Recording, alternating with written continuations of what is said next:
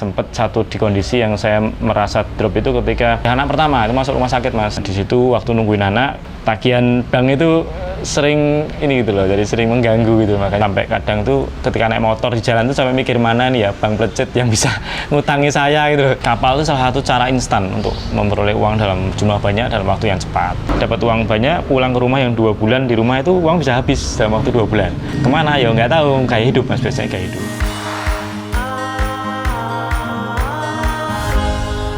Assalamualaikum warahmatullahi wabarakatuh. Salam kenal, saya Aris. Saat ini saya menjalankan usaha warung soto Gerabah Mbok Mendut yang berlokasi di Purbayan Baki, Sukoharjo. Jadi saya lahir 44 tahun yang lalu. Saya anak kedua dari 4 bersaudara.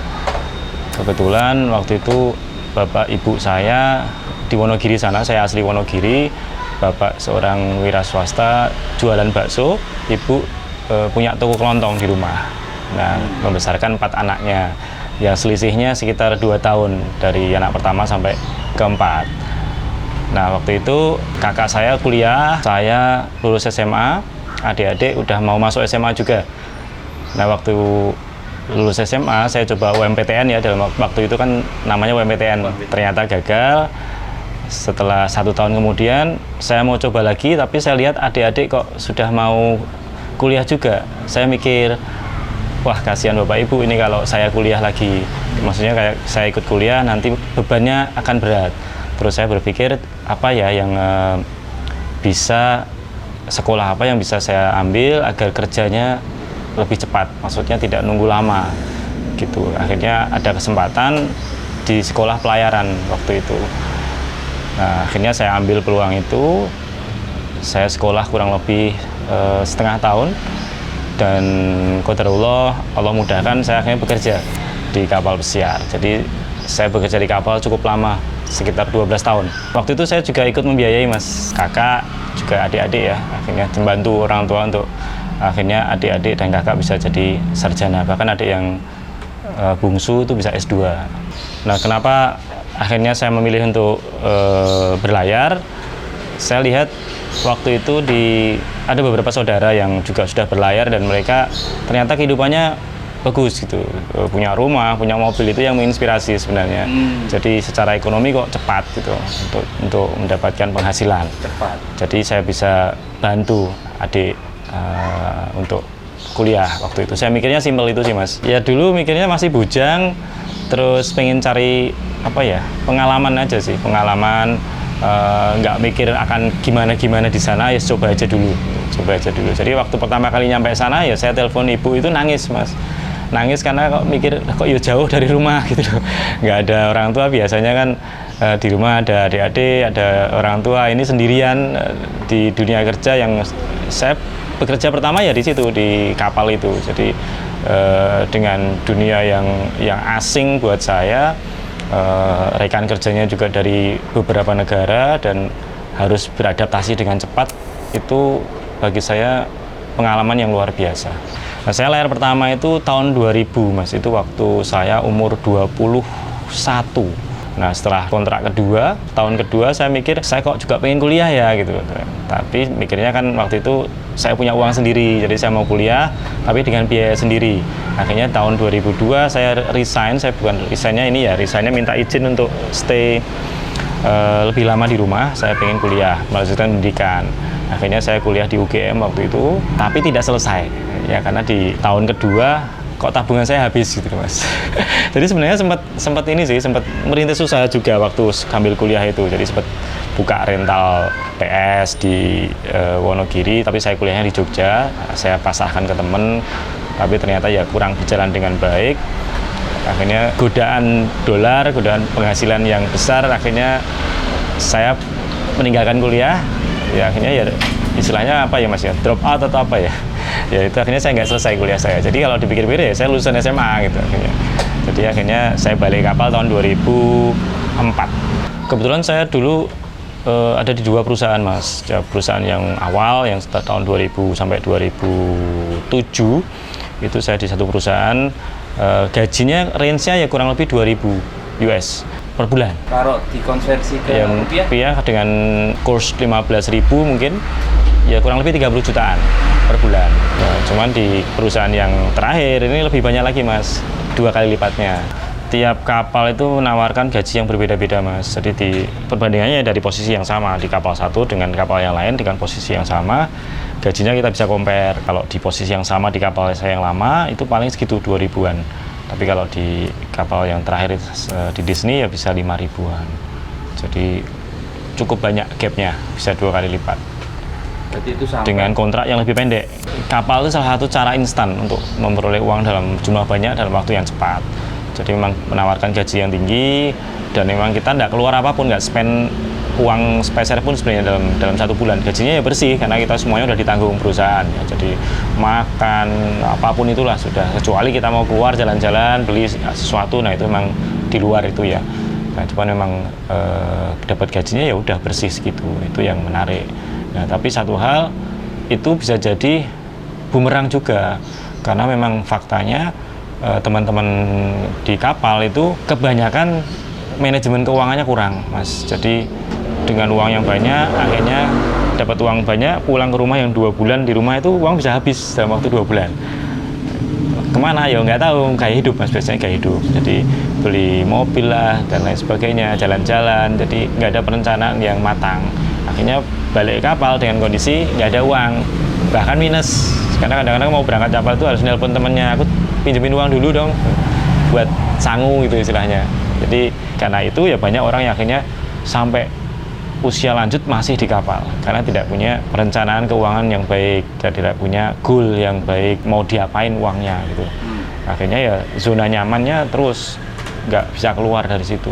2007 saya merit Mas ceritanya. Jadi 2007 itu saya pulang, terus saya memutuskan untuk menikah. Jadi menikah saya di tahun 2008 kalau nggak saya lupa saya hampir ya nikah aku. Akhirnya saya nikah, kemudian setelah nikah saya memutuskan untuk resign Mas, resign dari kapal. Nah disitulah roller coaster kehidupan saya dimulai sebenarnya. Ya dulu pengennya segera nikah, kita kok yo penayo nikah terus punya anak dan lain sebagainya, tapi ternyata ya challenge-nya luar biasa. Jadi begitu nikah langsung mobil kejual waktu itu. Ya, memang belum secara aset dulu tanah sih Mas, tapi kalau rumah belum punya dulu. Jadi saya ngontrak sama istri, kemudian setelah 1 tahun nikah lahir anak pertama. Saya coba untuk macam-macam usaha waktu itu. Sempet MLM, pernah marketing di bimbingan belajar, kemudian buka warung di Wonogiri, warung nasi goreng waktu itu. Tapi ternyata juga semuanya tutup gitu. Nah, dengan meninggalkan hutang yang cukup banyak. Jadi di angka ratusan waktu itulah. Saya kan waktu usaha ketika kehabisan modal saya pinjem bank. Ya mikirnya nggak usaha bisalah buat nyicil gitu kan. Ternyata kan tidak berjalan sesuai dengan harapan kita. Waktu di rumah dengan kondisi anak 1, akhirnya juga anak kedua setelah 2 tahun. Cukup roller coasternya cukup kerasa waktu itu. Sempat satu di kondisi yang saya merasa drop itu ketika anak kedua saya anak pertama itu masuk rumah sakit Mas, karena waktu itu sakitnya saya semacam tipes lah. Nah di situ waktu nungguin anak itu tagihan bank itu sering ini gitu loh, jadi sering mengganggu gitu, makanya sampai ini bayarnya nggak apa gitu. Sampai kadang tuh ketika naik motor di jalan tuh sampai mikir mana nih ya bank plecet yang bisa ngutangi saya gitu loh. Sempet nyari-nyari gitu Mas, sempet di posisi seperti itu. Jadi buat buat yang penting buat tutup lubang dulu, ban ini apa gitu. Jadi ya lumayan titik terendah waktu itu. Tapi jeleknya saya semua problem saya itu saya nggak cerita sama orang tua. Jadi sama orang tua, sama istri itu saya berusaha untuk tutupi. Maksudnya wis ini masalah ini ben saya sendiri yang mikir gitu. Tapi ternyata itu salah. Ternyata itu orang tua kan juga pasti mikir Mas, ya anakku ini ngopo sih janjane kok ketoke kontang-manting banget gitu kan. Cuman kan kita enggak cerita. Jadi di satu titik saya ya waktu itu dibukakan ya ada saya lupa, saya baca buku kalau nggak salah. Jadi ya kita harus ridho orang tua itu penting. Nah, satu momen sebelum saya naik kapal ya Mas, saya pulang ke rumah ke Wonogiri sana ya saya sungkem sama bapak ibu, sungkem sampai ya istilahnya minta maaf atas salah saya, ya minta didoakan. Jadi saya cerita kondisi saya seperti ini, mohon didoakan agar dapat jalan keluar. Nah setelah itu alhamdulillah ya Allah masih baik ya, jadi dikasih jalan untuk ke kapal dulu, dan itu jalannya mulus mas, maksudnya mulus itu kok gampang banget gitu loh, padahal di situasi yang normal itu prosesnya harus ngulang dari awal, itu lumayan lama, bisa setahun lebih. Tapi waktu itu adalah oke, saya pesan kapal, tes nggak nyampe 6 bulan itu saya udah balik kapal di perusahaan yang secara posisi perusahaan terbaik untuk kategori kapal pesiar dengan gaji yang paling tinggi, menawarkan di antara perusahaan yang lain. Kelihatannya di kapal tuh nyaman, baik-baik saja mas, cuman memang ada satu pemikiran kita ketika kita harus di rumah, dipaksa oleh keadaan untuk di rumah, itu kita bingung mau ngapain. Maksudnya bingung itu kita mau usaha, sebagian besar teman-teman di kapal tuh mau mulai usaha itu takut rugi dan lain sebagainya, nggak tahu skill bisnisnya harus mulai dari mana, itu nggak tahu. Ya akhirnya tidak berani untuk mulai usaha. Akhirnya kan waktu pandemi, sebenarnya sebelum pandemi itu saya masih pengen punya plan satu kali lagi mas ke kapal, maksudnya satu kontrak lagi biar cukup nyaman lah secara backup tabungan, jadi kalaupun usaha itu minimal ada backupnya gitu kalaupun tidak berhasil. Tapi qadarullah memang harus pandemi, harus pulang di rumah, masih santai sebenarnya waktu awal-awal pulang itu mas, masih santai, maksudnya masih belum mikir ngopo gitu, karena mikirnya alah paling pandemi setahun lagi kita berangkat lagi gitu mikirnya gitu. Coba ternyata kan setelah setahun belum ada kejelasan waktu itu, belum tahu mau berangkat kapan. Nah waktu itu setelah setahun baru sadar, wah ternyata kok tabungan udah habis gitu loh mas. Jadi setelah setahun pandemi itu tabungan udah mulai menipis, terus lagi mikir, aduh ini mau ngapain gitu. Kalau mikirnya kalau memang kondisi pandemi itu berjalan tak terhingga, kita nggak tahu kapan berakhirnya, ya kita harus mikir sesuatu yang lain gitu, harus ngapain itu untuk menopang kehidupan kan. Ada momen di mana saya memutuskan untuk 100% resign ketika anak ketiga lahir mas. Nah dari situ sudah full 100% oke, saya resign, saya fokus di soto aja. Itu yang menguatkan untuk stay di rumah. Ya akhirnya ngobrol sama istri, bertukar pikiran, akhirnya jebol pagar rumah. Yang warung yang saya gunakan ini kan awalnya taman sebenarnya, taman ya buat bermain anak-anak lah, buat kita santai kalau sore-sore gitu. Kayaknya kita kepikiran kenapa nggak kita buat jualan aja. Terus kita mau jualan apa? Sempet bingung juga mas mau jualan apa. Terus akhirnya kita dapat insight dari ibu mertua. Ibu mertua itu ketika tiap lebaran itu pasti masak soto mas, masak soto untuk tetangga-tetangga. Jadi kan kalau di kampung itu kan biasanya habis sholat id muter ke rumah-rumah. Nah tempat ibu itu biasanya tempat persinggahan terakhir, jadi di sana bisa makan soto, jadi tetangga semuanya seneng gitu. Bilang kalau soto ibu itu enak. Nah terus kita mikir kenapa kita jual aja nih sotonya, resepnya ibu ini. Akhirnya setelah diskusi kita putuskan untuk jualan soto. Namanya Mbok Mendut itu juga diambil dari nama ibu mas, ibunya istri ya, jadi itu nama panggilan kalau di kampung gitu. Akhirnya wis kita pakai, ini kayaknya kok cocok gitu ya, wis akhirnya kita pakai Mbok Mendut itu. Terus dia desain juga dari saya sendiri logonya, terus untuk tempatnya ya kita cuman seadanya, yang penting nyaman. Kita mikirnya dulu wis konsepnya homey aja, kita anggap semua tamu yang datang itu sebagai tamu yang datang ke rumah, yang kita buat mereka nyaman, bisa sarapan santai, ya sudah sesimpel itu. Ya akhirnya kita buka soto. Nah tapi satu hal mas, saya belum cerita ya.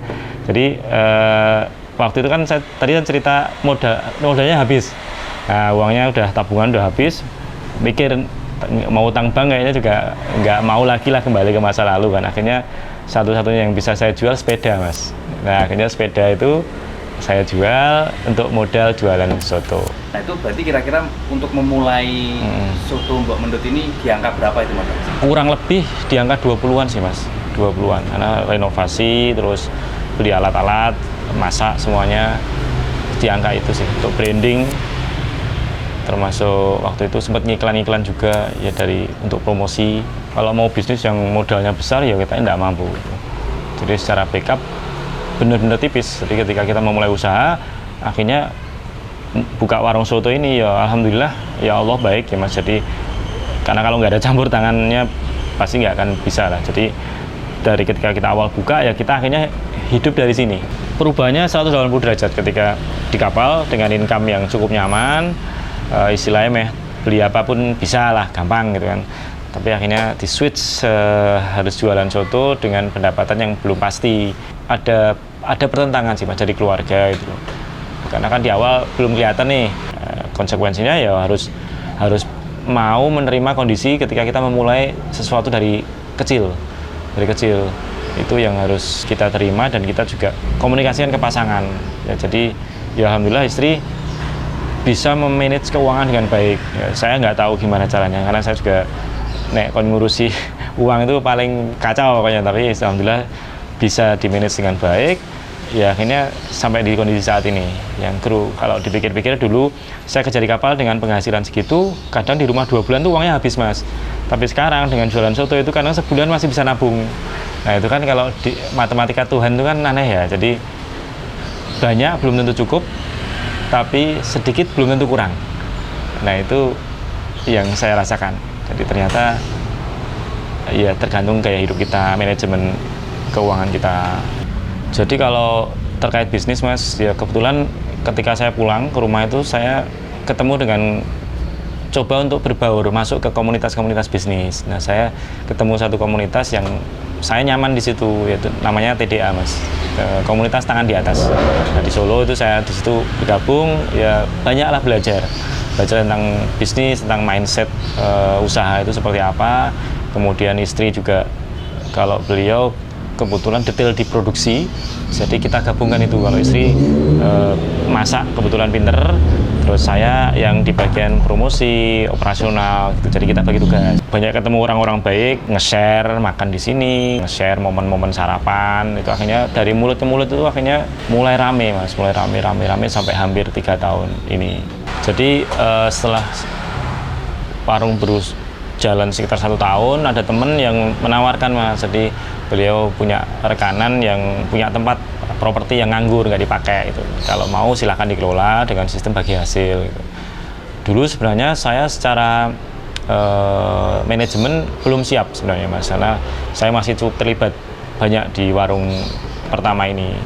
Jadi sedikit memaksakan diri sebenarnya. Akhirnya ya wes kita coba, pengennya sih biar kita tahu gimana sih rasanya punya cabang baru. Nah, akhirnya kita buka, ya ternyata memang kita harus belajar lagi lebih banyak. Jadi belum maksimal, akhirnya hanya 6 bulan kita tutup gitu. Karena kondisi juga PPKM cukup sulit untuk kita berkembang waktu itu. Warung saya ini kan tidak di pinggir jalan besar, tapi kan cukup masuk kampung. Jadi waktu itu tantangannya bagaimana caranya agar orang tahu kalau kita itu jualan di sini.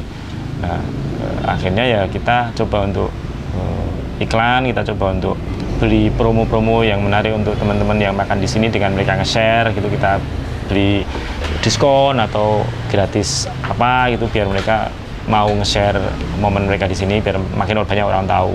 Tapi selain itu kita juga ini Mas, siapkan produk yang baik. Karena kalau kita udah bisa ngundang orang terus kita tidak bisa memberikan produk yang baik, yang mereka pastinya nggak akan balikan.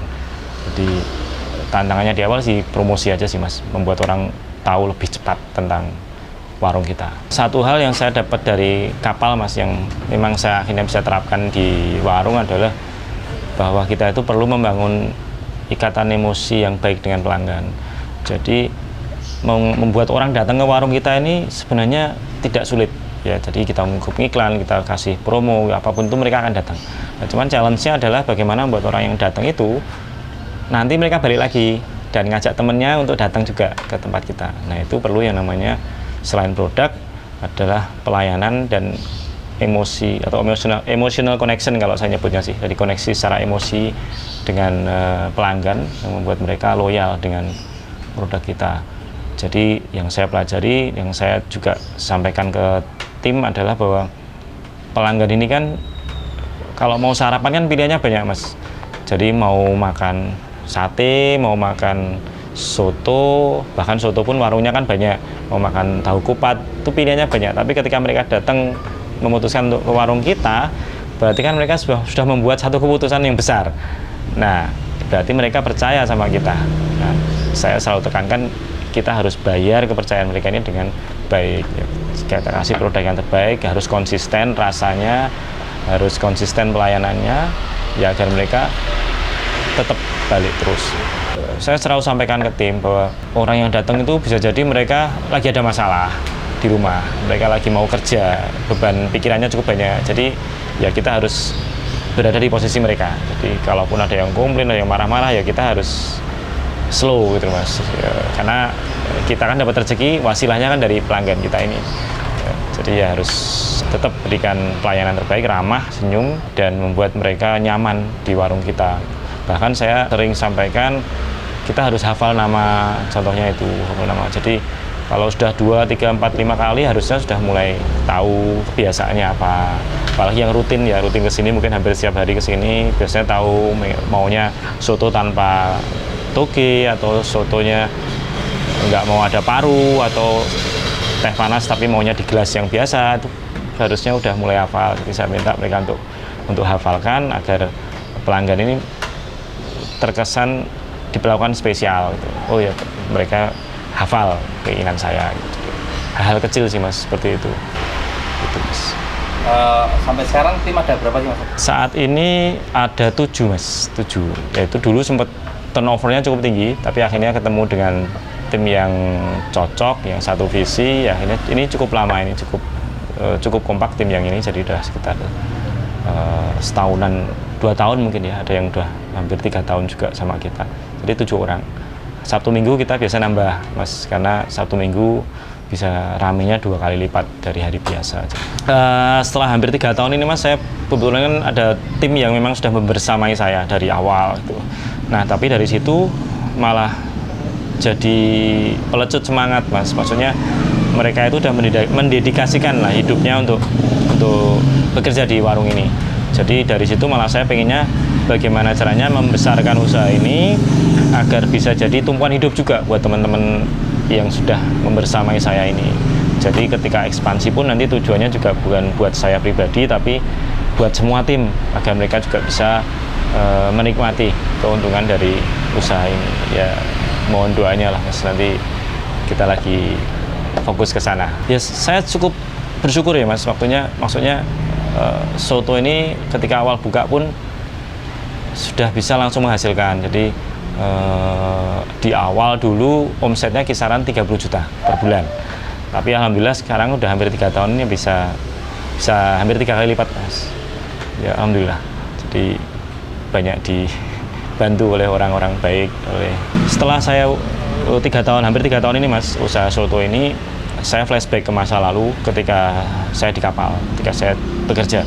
Jadi dulu kondisinya adalah yang dialami rata-rata teman-teman pelaut itu, kita punya uang tapi kita nggak tahu mesti ngapain dengan uang kita ya, karena kita mau usaha nggak berani, nggak punya skill bisnis, ya akhirnya balik kapal lagi.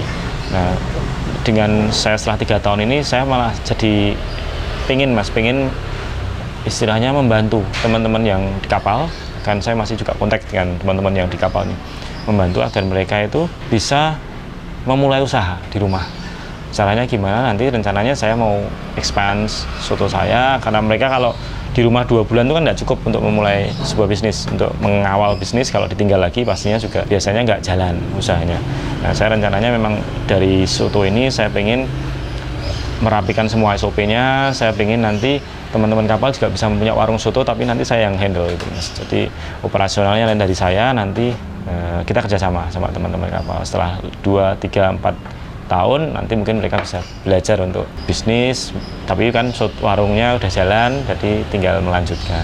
Belajar dari pengalaman, banyak teman-teman itu yang berhenti dari kapal itu karena dipaksa oleh keadaan.